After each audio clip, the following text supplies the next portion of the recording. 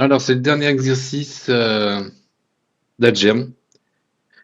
Donc, c'est CINP 2026, exercice 94, et on termine l'algèbre avec un exercice d'arithmétique. Alors, quand on voit la question 3 avec le système, on pense au théorème des restes chinois. Comme 15, 16, 17, c'est 2 à 2 premiers entre eux. Mais en fait, l'exo le fait un peu à la main, donc on va suivre un peu les indications. Et on va regarder tranquillement ce que ça nous dit. Alors, la première question,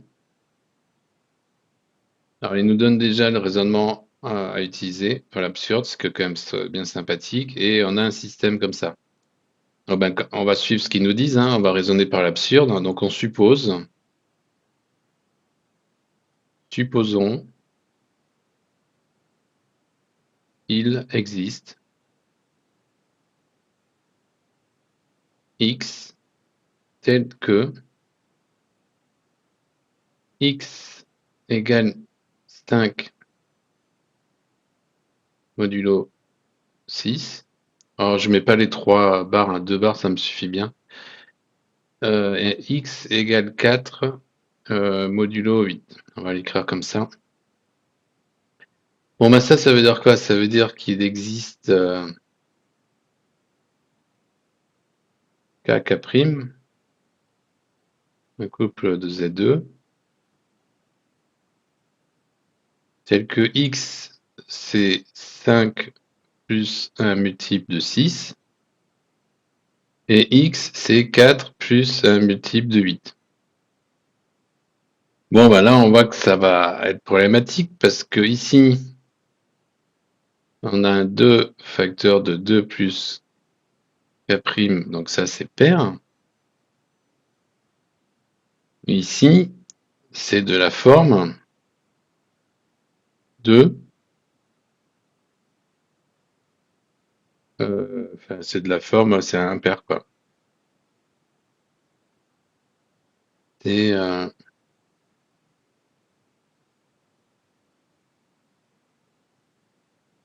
la forme 2K plus 1. 2K plus 1. 2K secondes plus 1, ça c'est impair. Vu que ça est pair, ça est impair. Donc ça va pas être possible.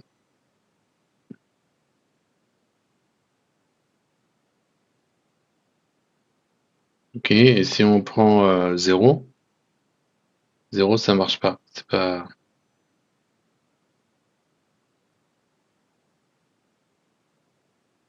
0, c'est pas. Ça peut pas être de toute façon. Un nombre pair qui égale un nombre impair, ça c'est pas possible. En aucun cas.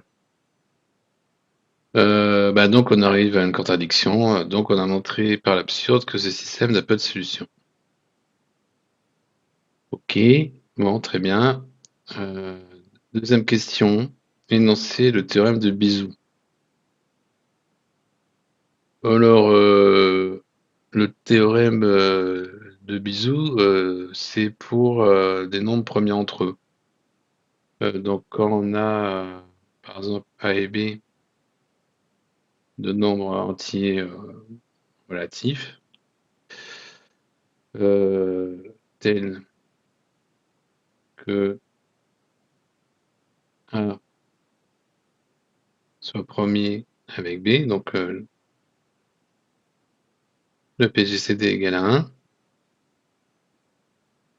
eh ben, ça, c'est si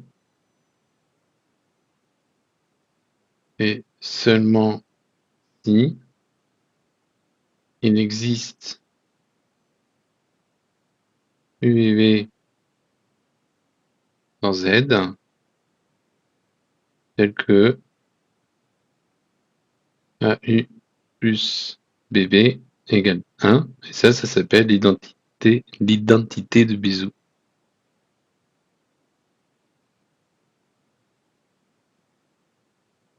Merci, monsieur Bézout. Voilà. Donc voilà, et donc le théorème, c'est si seulement si. Donc A et B premiers entre eux, c'est pareil que de dire qu'il existe U et V tel que AU plus BB égale 1.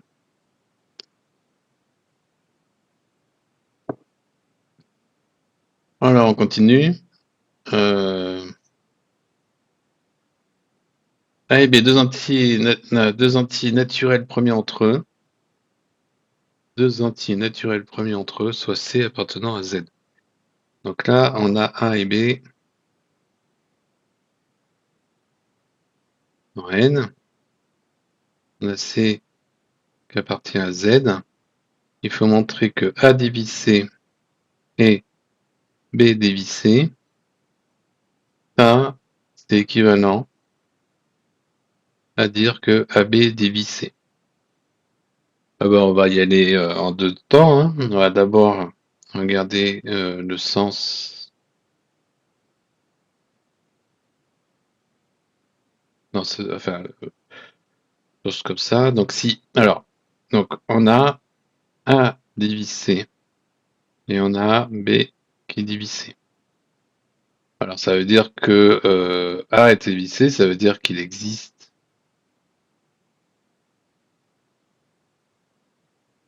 K venant à Z tel que C égale KA. Et de la même manière, il existe un K' tel que C égale K'B.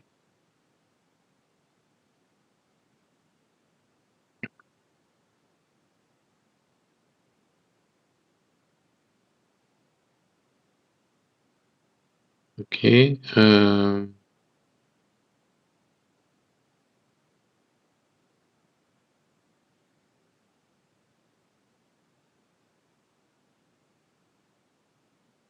Est-ce qu'on va se faire comme ça?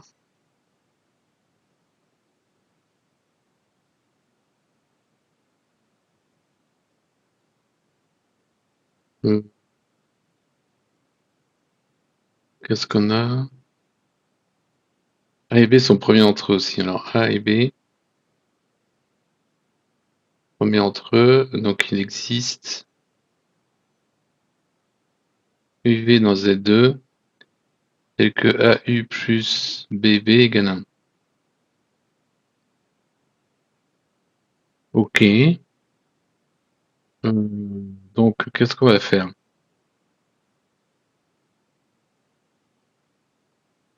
Hmm. On va multiplier par quoi? Qu'est-ce qu'on va faire apparaître? On va faire apparaître du AB. Bah, on va multiplier. Ok, on va multiplier par C. On va avoir C AU plus CBV égale C.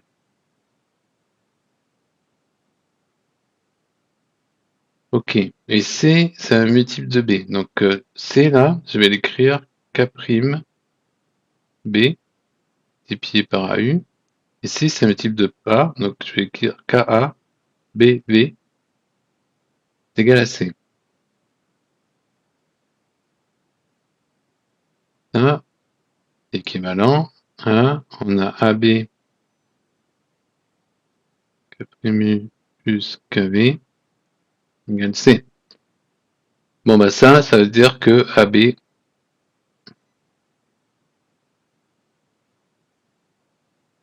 divise C.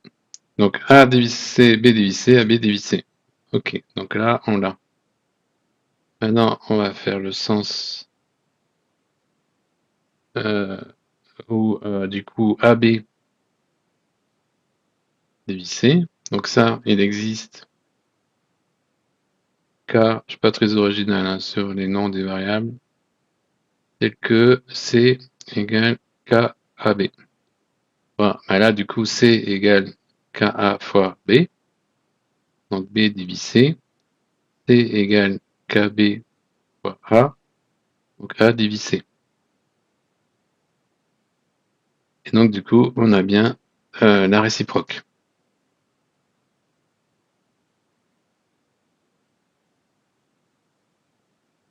Ok, bon, bah, c'est pas mal.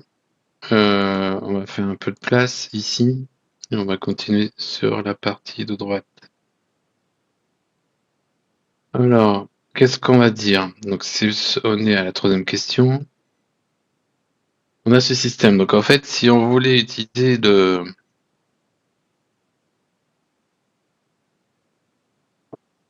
Pour utiliser le théorème des restes chinois,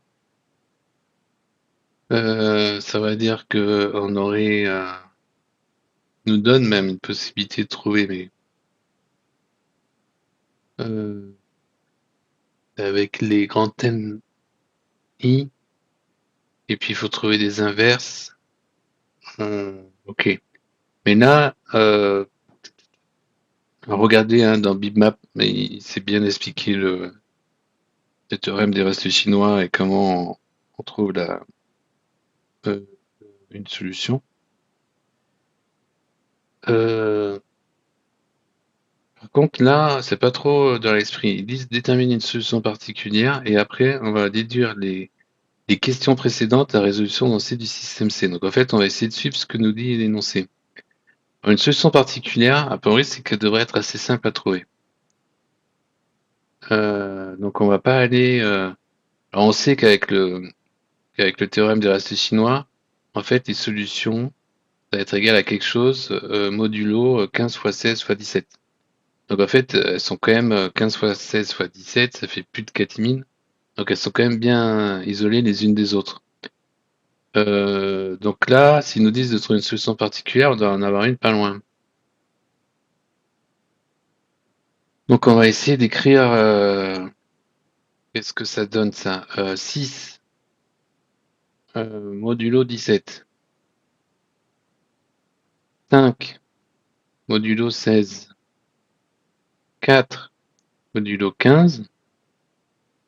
Ben, on voit que là, c'est toujours, on est à moins 1. On est à moins 1. Et 17 moins 1, ça fait 6. 16 moins 1, ça fait 5. 15 moins 1, ça fait 4. Ça nous donne quoi ça? Ça va nous aider? Ben, on va regarder si on enlève 16 à 17. Et on enlève. Non, pas 16 à 17.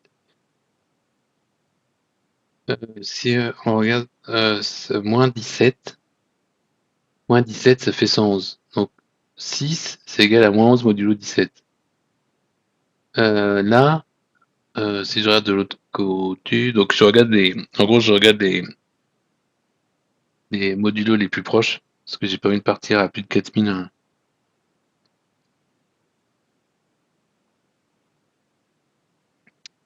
Alors, est-ce qu'on aurait quelque chose? On devrait avoir un truc qui va.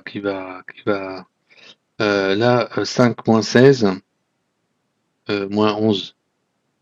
Il y en a 15 moins 4, ok, ben voilà. Ah, donc du coup, x0 égale moins 11 et une solution particulière de ce système-là dans Z. Bon, bah, ça va nous aider ça. Alors, du coup, la partie B, on va déduire des questions précédentes. Hein. N'utilisez pas le théorème des restes chinois comme une brute quand on a ce genre de truc.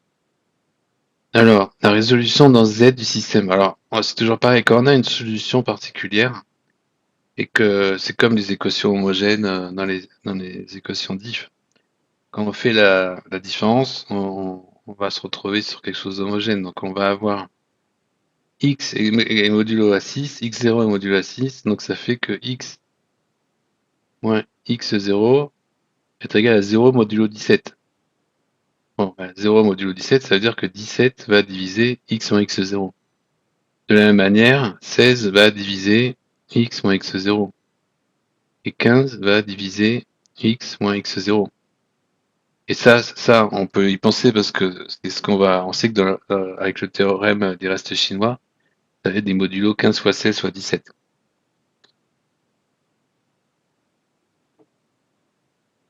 Donc ça, on va réutiliser le résultat de la question B. 16 et 17 sont premiers entre eux. Ça veut dire que 16 fois 17 divise x moins x0. 16, 17, 15 sont premiers entre eux. Je sais pas, c'est un peu moche de le mettre comme ça.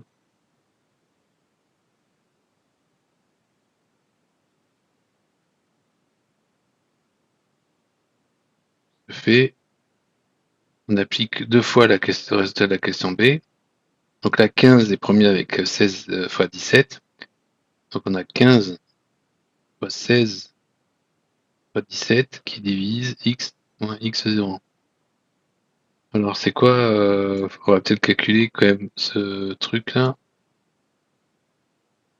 Alors 15, 16 et 17. Ça multiplié par ça, multiplié par ça. Ah bah 4080.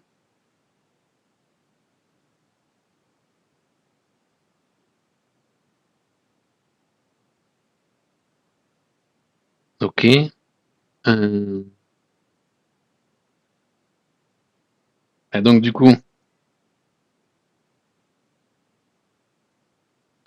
x moins x0, c'est de la forme 4080 k avec k appartenant à z. Alors k, j'ai bien aimé, hein, je vais l'utiliser quasiment tout le temps là. Donc l'ensemble des solutions de ce système, on va appeler grand S, c'est l'ensemble des moins 11 plus 4080 k avec k dans z. Et voilà.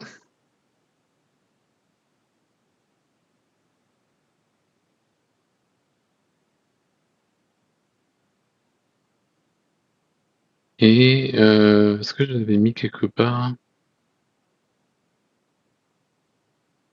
Ah oui, si on avait fait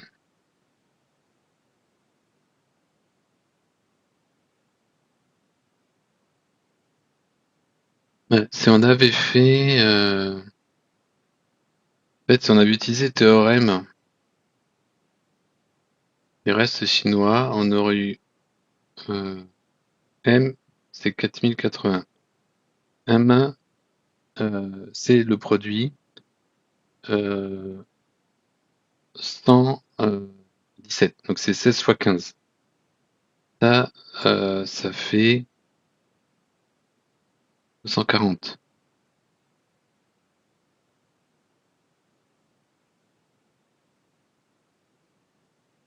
Après, on a M2.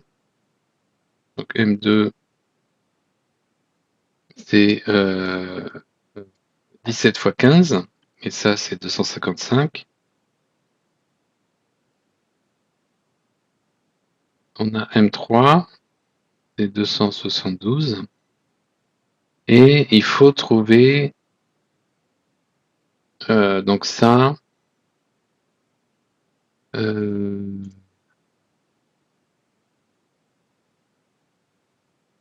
faut trouver un inverse. Alors on va regarder pour le premier par exemple. Alors 240, c'est ça, c'est 17 fois 14 plus 238. Donc ça, c'est égal à moins 2 modulo 17. Bon là, je m'amuse bien, je confonds. On va pas écrire comme ça parce qu'on a des égalités et puis après on a des modulos. On va quand même essayer d'écrire un peu proprement. 238, c'est moins 2 modulo 17. Donc du coup, il faut qu'on trouve le... pourquoi je dis ça, moi? Non, qu'est-ce que je raconte? 17 fois 14, c'est 238. Donc là, 17 fois 14, c'est 238. Donc ça, c'est ça, plus 2. Donc en fait, on cherche l'inverse de 2 du lot 17. On utilise l'algorithme d'Euclide. 17, c'est 2 fois 8 plus 1. Donc ça me fait que moins 8 fois 2 égale 1 moins 7. Donc, moins 8 fois 2, c'est égal à 1 modulo 17. Donc, moins 8 plus 17, ça va faire 9 modulo 17. Et l'inverse de 2.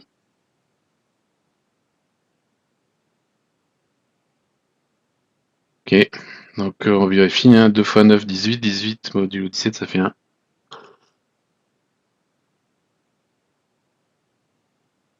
Donc du coup, avec le lemme des restes chinois, on doit faire 6 multiplié par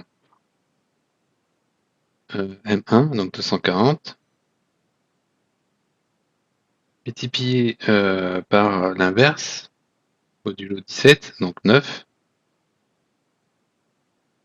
plus 5 fois 255, et là, en inverse, c'est 15, plus 4 fois M3, donc 272.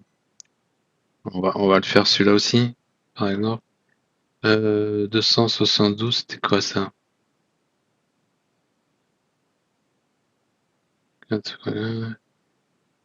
Alors, 272, on va diviser par 15, ça nous fait 18. Donc là, ça nous fait 18 fois 15. Et alors, 18 fois 15, 272. Donc là, on a un 2 aussi. Ok, plus 2. Et l'inverse de 2, modulo 15, c'est 8. On fait la même chose, hein. 15, c'est 15, c'est 2 fois 7 plus 1. Donc moins 7 fois 2, donc moins 7, c'est l'inverse.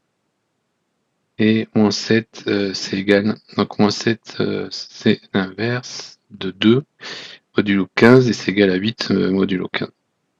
Donc voilà, donc avec le théorème des restes chinois, on aurait trouvé x égale ça, plus 4080, et je vais mettre un K' là pour changer un peu. Ok, donc on voit que là, c'est quand même un peu plus, dans cet exercice, on le fait de manière plus élégante. Et ça, c'est 40